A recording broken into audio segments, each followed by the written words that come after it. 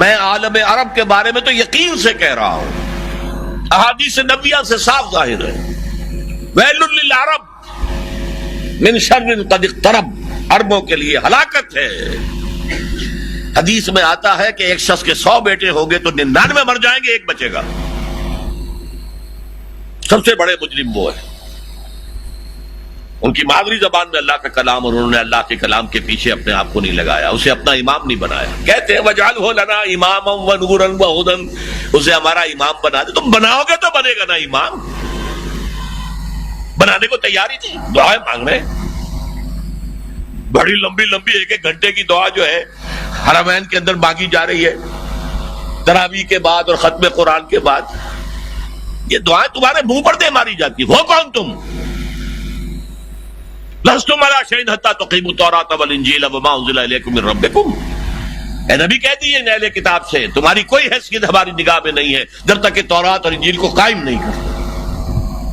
یہی بات اپنے بارے میں سمجھیے، یا اہل القرآن لستم علی شیء حتی تقیموا القرآن، جب تک قرآن کے نظام کو قائم نہیں کرتے تمہارا منہ نہیں ہے کہ ہم سے دعا کرو، دفع ہو جاؤ۔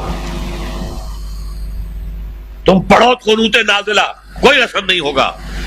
ڈھاکہ فال ہو گیا، روتے رہے، چیخ چیخ کر پکارتے رہے، حرمین میں پکارتے رہے، سنا اللہ نے۔ ابھی مرا ہے وہ جگجیت سنگھ اروڑا، جس کے سامنے یوت الجزیۃ عن ید وہم صاغرون، آپ کے جرنیل ٹائیگر نے اپنا جو ہے ریوالور پیش کیا تھا۔ جگجیت سنگھ اروڑا یہی کا تھا، گجرانوالے کا۔ بہرحال ابھی ایک امید ہے، جب تک بھی اللہ تعالیٰ مہلت دیتے، لیکن اس کا راستہ کیا ہے؟ پہلے تو میں امید افزا باتیں آپ کو بتا دوں۔ احادیث صحیحہ میں اس کی خبر دی گئی ہے کہ قیامت سے قبل پوری دنیا میں اسلام کا نظام قائم ہوگا، اور یہ اتنی پختہ حدیثیں ہیں کہ جو شخص ان کو پڑھ کر بھی شک کرے اس بات میں سمجھتا ہوں اس کا ایمان حضور پر نہیں ہے صلی اللہ علیہ وسلم۔ میں پڑھ نہیں سکتا، وقت نہیں ہے اتنا، لیکن ہم نے نوید خلافت کے نام سے 4 ورقہ بہت لاکھوں کی تعداد میں شائع کیا ہے۔ غلطی ہوئی ہے، آج بھی مجھے لے آنا چاہیے تھا 200-400 آپ کو تقسیم کرنے کے لیے۔ دوسرے اشارے ہیں، یہ پہلی بات تو ایسی ہے 100% کہ جس میں شک نہیں مجھے، جتنا مجھے یقین ہے کہ مجھے موت آئے گی، اور جتنا مجھے یقین ہے کل صبح سورج طلوع ہوگا، اتنا ہی یقین ہے کہ پوری دنیا پر اللہ کے دین کا غلبہ ہوگا۔ اس وقت یہودی اور عیسائی اسلام کو مٹانے پر تل گئے۔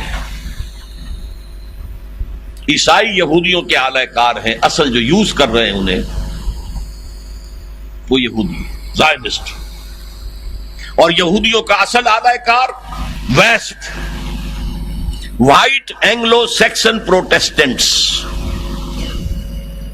برطانیہ کے لوگ اور USA کے پروٹیسٹنٹس، جنہیں کہا جاتا ہے کرسچین زائنسٹ۔ یہ زائنسٹ ہیں، یہودی ہیں اگرچہ عیسائی ہیں، یہ تلے ہوئے ہیں اسلام کو ختم کرنے میں۔ اقبال نے کہا ہے دنیا کو ہے پھر مار کا روح و بدن پیش، تہذیب نے پھر اپنے درندوں کو ابھارا، اللہ کو پامر دیے مومن پہ بھروسہ، ابلیس کو یورپ کی مشینوں کا سہارا۔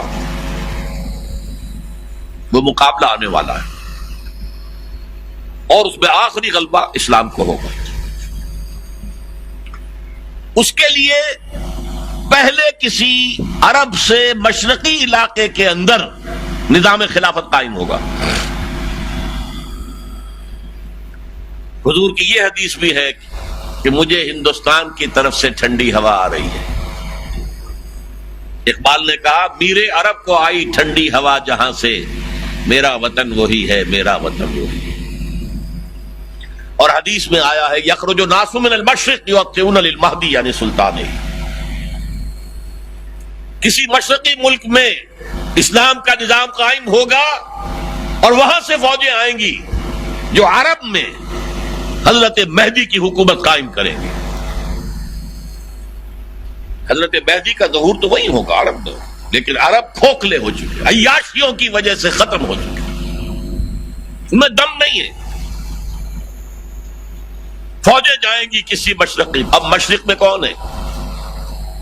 ایران ہے، وہ خلافت کا قائل ہی نہیں، وہ تو امامت کے قائل ہیں۔ پھر افغانستان ہے، پھر پاکستان ہے۔ یہ ہے وہ خطے کہ جہاں سے انشاءاللہ خلافت کا نظام دوبارہ ابھرے گا اور یہیں سے پھر پھیلے گا۔ یہ چاہتے ہیں کہ اللہ کے نور کو اپنے منہ کی پھونکوں سے بجھا دے۔ بش تلا ہوا ہے، اسرائیل تلا ہوا ہے، یورپ تلا ہوا ہے۔ اسلام کو ہم ختم کریں گے۔ اسلام کو مذہب کی حیثیت سے ختم نہیں کرنا چاہتے، رہو، نماز پڑھو، روزہ رکھو، ہمیں کوئی اعتراض نہیں، لیکن اسلام کا سیاسی نظام، اسلام کا معاشی نظام، اسلام کا سماجی نظام، nothing doing, there can be no compromise، ہمیں ختم کر کے رہے۔ الیکشن کے ذریعے سے نہیں ہوگی، حضور الیکشن کے ذریعے سے حکومت نہیں بنا سکتے تھے، بلکہ آیت اللہ خمینی الیکشن کے ذریعے سے قیامت تک ایران کے اندر وہ حکومت نہیں بنا سکتا تھا۔ وہ انقلاب ہوتا ہے، جانے دینی پڑتی ہے، اس کے بغیر نہیں۔ هي الحلقات تحفظني بآيات من القرآن، هي الحلقات تملأني بحب المصطفى العدنان، هي الحلقات تحفظني